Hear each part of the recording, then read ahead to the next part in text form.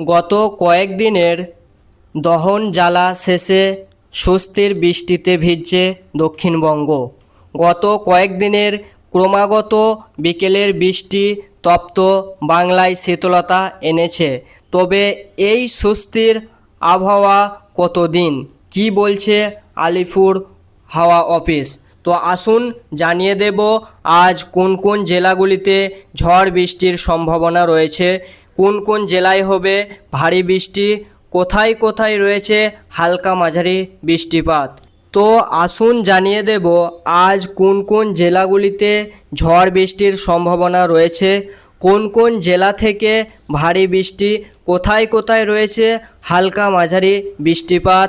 বিস্তারিত জানতে অবশ্যই ভিডিওটি শেষ পর্যন্ত দেখতে থাকুন এবং আপনাদের জেলায় আবহাওয়ার খবর জানতে আমাদের এই ইউটিউব চ্যানেলটিকে সাবস্ক্রাইব করে রাখুন।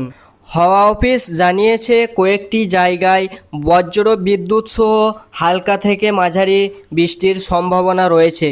সেই সঙ্গেই ঘন্টায় 30 থেকে 40 কিলোমিটার বেগে ঝোড়ো হাওয়া বইতে পারে।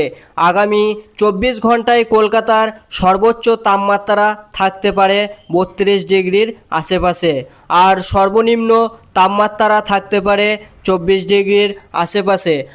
আজ ঝড় বৃষ্টির সম্ভাবনা রয়েছে কলকাতা সহ একাধিক জেলায়। হাওড়া, হুগলি, উত্তর 24 পরগনা, দক্ষিণ 24 পরগনা, পূর্ব মেদিনীপুর, পশ্চিম মেদিনীপুর, ঝাড়গ্রাম, পুরুলিয়া, বাঁকুড়া, পূর্ব বর্ধমান, পশ্চিম বর্ধমান, বীরভূম, মুর্শিদাবাদ এবং নদিয়া জেলাতে ঝড় বৃষ্টি হতে পারে।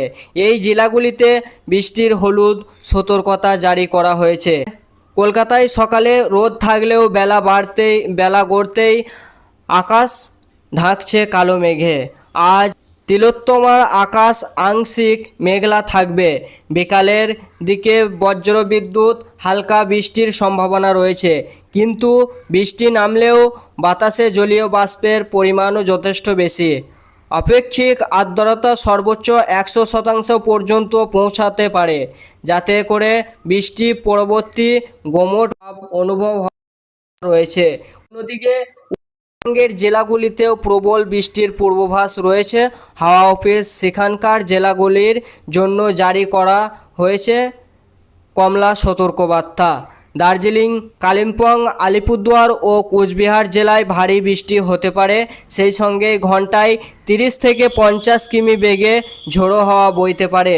আলিপুরদুয়ার ও কোচবিহারের কিছু এলাকায় 7 থেকে 11 সেমি পর্যন্ত ভারী বৃষ্টি হতে পারে।